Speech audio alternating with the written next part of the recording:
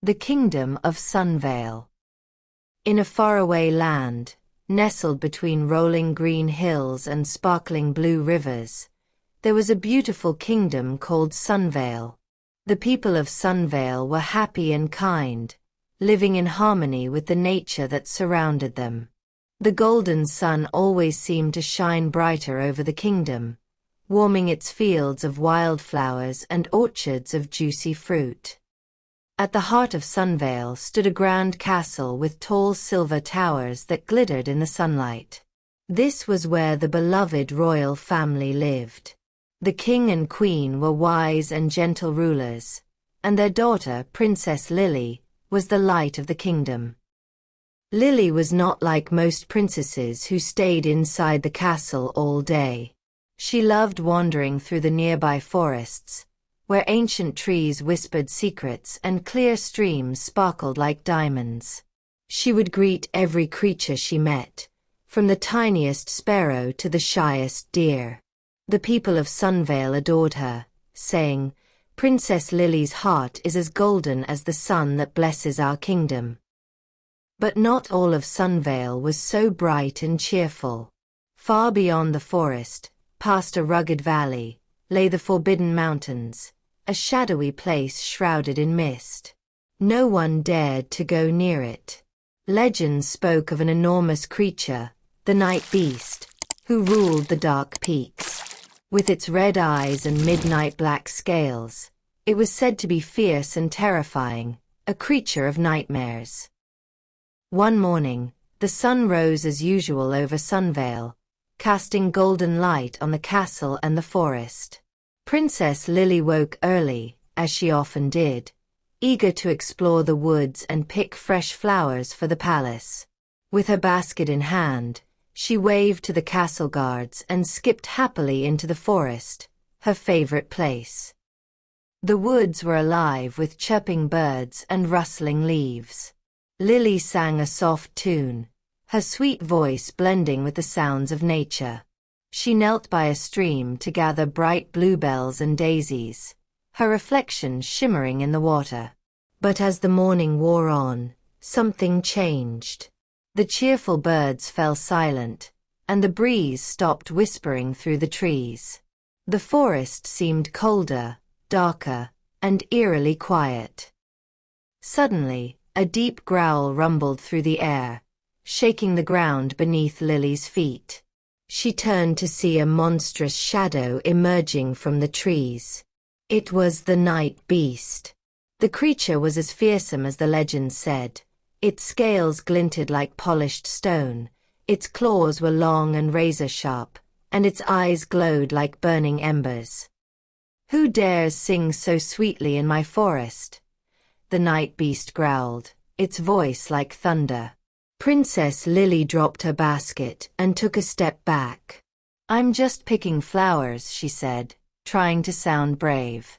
But the Night Beast roared, its wings spreading wide. "You have disturbed my peace. You will come with me." Before Lily could run, the beast lunged forward, snatching her up in its massive claws. With a powerful leap, it soared into the sky, its wings beating loudly as it carried her away toward the dark peaks of the Forbidden Mountains. Below, the flowers from Lily's basket scattered on the forest floor, the only sign she had been there. The kingdom of Sunvale would soon wake to the terrible news. Their beloved princess had been taken. When news of Princess Lily's kidnapping reached the castle, the whole kingdom of Sunvale was in shock. The queen wept for her daughter, and the people gathered in the town square, whispering their fears. The king, however, stood tall. "I will not let this beast keep our Lily," he declared, his voice strong and determined. "We will fight to bring her home." The king called for his bravest knights and strongest warriors. "Prepare your swords and shields," he commanded. "We ride to the Forbidden Mountains at dawn." The next morning, the king's army stood ready in the castle courtyard. There were knights in shining armor, archers with bows strung tight, and soldiers holding sharp spears. Even the villagers came to cheer them on. "Be careful, my king," the queen said as she hugged him tightly. "I will return with Lily," the king promised, his golden crown gleaming in the sunlight. He climbed onto his mighty horse, and with a shout, he led the army through the gates and into the forest. The road to the Forbidden Mountains was long and dangerous. The soldiers marched through dark woods, crossed rushing rivers, and climbed steep hills. They stayed close together, for they could feel the presence of something watching them from the shadows. By the time they reached the base of the mountains, the sun was setting, and the air grew cold and heavy. A thick mist curled around them, and the howling of the wind echoed like a monster's roar. "This is the beast's land," the king said. "Stay strong." As the army marched deeper into the mountains, a terrifying sound filled the air, a roar so loud that it made the ground shake. From the mist, the night beast appeared, its massive wings spread wide, its glowing red eyes glaring at the king and his soldiers. "You dare enter my domain," the beast growled, its voice booming like thunder. "Leave now or face my wrath." "We have come for Princess Lily," the king shouted, raising his sword high. "You will return her, or we will fight." The night beast let out a terrible roar and lunged at the army. The knights charged forward, their swords clashing against the creature's tough scales, while the archers fired arrows into the mist. But the beast was too strong. It swiped at the soldiers with its massive claws, sending them flying. It breathed out a dark, smoky fire that burned their shields and broke their lines. The king fought bravely, striking at the beast with all his strength, but even his golden sword could not pierce its armor-like scales. One by one, the knights fell back, their courage fading as the beast roared again. "Retreat," the king finally called, his voice heavy with sorrow. "We cannot win this battle." The soldiers pulled back, helping their wounded as the beast spread its wings and bellowed in victory. The king and his army returned to Sunvale under the cover of night. The people waited at the castle gates, their faces full of hope, but when they saw the defeated soldiers, their hearts sank. The king dismounted his horse, his shoulders heavy with sadness. "We fought bravely, but the beast is too powerful," he said. "We must find another way to save Lily." Though they had lost the battle, the king vowed to keep fighting. He would not give up on his daughter, even if it meant finding new allies or uncovering ancient magic. The kingdom of Sunvale grew quiet that night, but hope still flickered in the hearts of its people. The battle was lost, but the quest to save Princess Lily was far from over. After the king's army was defeated by the fearsome night beast, the kingdom of Sunvale fell into sadness. The people missed their Princess Lily, and even the sun seemed less bright over the land. The king sat on his golden throne, his heart heavy with worry. He had failed to rescue his daughter, but he was not ready to give up. "If I cannot save Lily, then perhaps someone else can," he thought. That very day, the king stood on the balcony of his castle and addressed the people gathered below. His voice rang loud and clear. "People of Sunvale, hear my words. I will reward whoever saves Princess Lily. Whoever is brave enough to rescue her from the night beast will have her hand in marriage and half of my kingdom." The crowd gasped. Half the kingdom was a treasure beyond imagination, and marrying Princess Lily meant becoming a future ruler of Sunvale. "Spread the word," the king continued. "Let every village and town know. The one who saves the princess will be richly rewarded." The king's decree spread quickly, carried by messengers on horseback. It reached far-off mountains, quiet fishing villages, and bustling marketplaces. Brave knights from nearby lands came to the castle, their armor gleaming in the sun. Adventurers with sharp swords and daring smiles arrived, eager to prove their courage. Even some ordinary people, like farmers and woodcutters, dreamed of saving the princess and becoming heroes. But whispers of doubt filled the kingdom too. The night beast is too powerful, some said. No one can defeat it. Still, the hope of reward burned brightly in the hearts of many. Among those who heard the king's decree was a young blacksmith named Evan. He was not a knight, and he had no fancy armor or weapons. But Evan was strong and clever, and he cared deeply for Princess Lily. Lily was always kind to me, he said, remembering the times she had stopped by his forge to admire his work.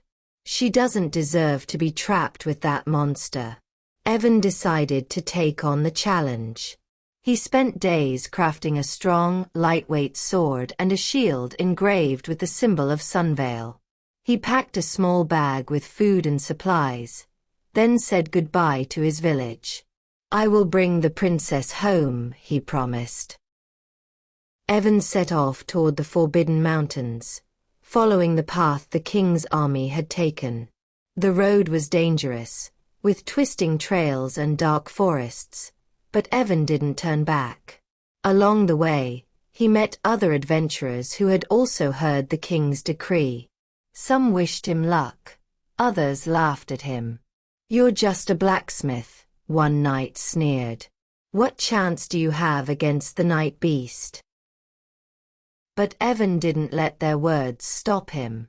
He kept moving forward, thinking of Princess Lily and her kind smile. As the Forbidden Mountains loomed closer, Evan's heart beat faster. He knew the greatest challenge lay ahead, but he was ready to face it.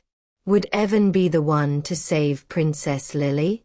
Or would the night beast defeat him like it had so many others? The story was just beginning. The clever plan. The Forbidden Mountains were silent and dark as one knight after another tried to defeat the night beast. They came with shining armor, sharp swords, and loud battle cries, but one by one, they all failed. The beast was too strong. It smashed shields with its claws, swatted knights away with its tail, and roared so loudly that even the bravest fighters fled in fear. In the quiet village below the mountains, a young blacksmith named Evan watched the knights return, battered and defeated. He had been preparing for this journey, crafting his sword and shield, but now he realized that strength alone wouldn't work. The beast is too powerful, Evan thought. No sword can pierce its scales. I can't beat it with strength, but maybe I don't have to. A different approach. Evan spent the night thinking. He read old books, talked to travelers who had seen the night beast, and studied the tools in his forge.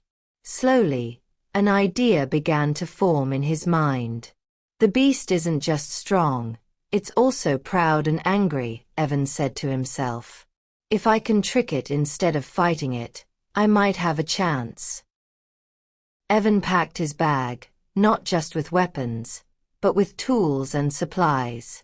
He set off toward the Forbidden Mountains, ready to use his cleverness to save Princess Lily. Facing the beast. When Evan reached the beast's lair, he saw the shattered swords and broken shields of the knights who had come before him. The night beast was sitting on a pile of treasure, its red eyes glowing in the shadows. Evan stepped forward, holding up his empty hands. "Oh great night beast," he called. "I am not here to fight you. I know you are too powerful for me." The beast tilted its head, surprised. "You're not here to fight? Then why are you here?" it growled. "I want to make a deal," Evan said. "I know you are the mightiest creature in the land, and I want to prove it to everyone. If you defeat me in a contest of wits, I will leave and tell the world that you are invincible. But if I win, you must let Princess Lily go." The beast laughed, its voice echoing through the cave. "A contest of wits? No one is smarter than me. I accept your challenge." Evan pulled out a small, wooden box from his bag. Inside was a shiny metal mirror. "This is the first challenge," he said, holding up the mirror.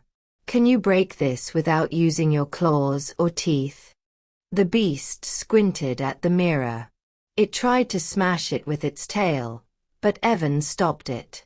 "No claws or teeth," he reminded. The beast growled in frustration, then flapped its wings hard to blow the mirror away, but the mirror stayed in Evan's hand. After several tries, the beast gave up. "I can't do it," the beast admitted. "How did you trick me?" Evan smiled. "You can't break a reflection. The mirror only shows your face." The beast growled but agreed to the next challenge. For the last challenge, Evan placed a large jar in front of the beast. "This jar holds something even you can't defeat," he said. "Prove your strength by opening it." The beast laughed. "A jar? That's easy." It grabbed the jar with its claws and pulled, but the lid didn't budge. It smashed the jar on the ground, but nothing spilled out. "What's inside this jar?" the beast demanded. "Air," Evan said with a grin. "You can't defeat air. It's all around us." The beast roared in frustration. "You tricked me again." The night beast huffed and growled, but it finally admitted defeat. "You are cleverer than I thought," it said. "I will keep my promise. Take the princess and leave my mountain." Evan rushed to the cage where Princess Lily was trapped. He opened the lock, and she ran into his arms. "Thank you for saving me," she said, her eyes shining with gratitude. Together, they returned to Sunvale, where the king and queen welcomed them with cheers and tears of joy. The people of the kingdom celebrated Evan as a hero, not because of his strength, but because of his cleverness and courage. And as promised, the king offered Evan Princess Lily's hand in marriage and half the kingdom. Evan smiled and said, "I didn't do it for the reward. I did it because it was the right thing to do." And so, the kingdom of Sunvale was safe again, and its people lived happily ever after. When Evan rescued Princess Lily from the fearsome night beast, the whole kingdom of Sunvale cheered. The news spread quickly. The kind and clever blacksmith had defeated the beast, bringing the princess home safe and sound. The king kept his promise. He called Evan to the throne room and said, "You are a true hero. You have not only saved my daughter but also brought hope to our kingdom. I give you Princess Lily's hand in marriage and half of my kingdom as your reward." Evan blushed. He wasn't a knight or a prince, just a humble blacksmith, but he loved Princess Lily, and she had grown to admire his bravery and cleverness. "Yes, I will marry him," Lily said with a bright smile. "He is my hero." The kingdom was overjoyed, and preparations for the wedding began at once. The castle was decorated with golden banners and fresh flowers. Bakers worked day and night to make towers of sweet cakes. Musicians tuned their instruments, ready to play the happiest songs. The king announced, "The wedding feast will last 3 days, and everyone in the kingdom is invited." Farmers brought their best fruits and vegetables, fishermen brought the freshest fish, and the castle cooks prepared grand feasts. The villagers hung lanterns in the streets, and children danced with excitement. On the morning of the wedding, the castle bells rang out across Sunvale. People gathered in the grand courtyard, dressed in their finest clothes. Princess Lily wore a beautiful gown made of sparkling silk, and a crown of fresh flowers rested on her head. Evan wore a simple but handsome suit, his blacksmith's hands now steady and confident. The king stood between them and said, "Today, we celebrate love, courage, and kindness. May Lily and Evan bring joy to each other and to Sunvale forever." As Lily and Evan exchanged their vows, the crowd cheered, and doves were released into the sky. "You may now kiss the bride," said the king with a smile. Evan and Lily shared a sweet kiss, and the celebration began. For 3 whole days, the kingdom of Sunvale was filled with laughter, music, and dancing. On the first day, there was a grand parade with colorful floats and performers juggling and singing. On the second day, there were games and contests.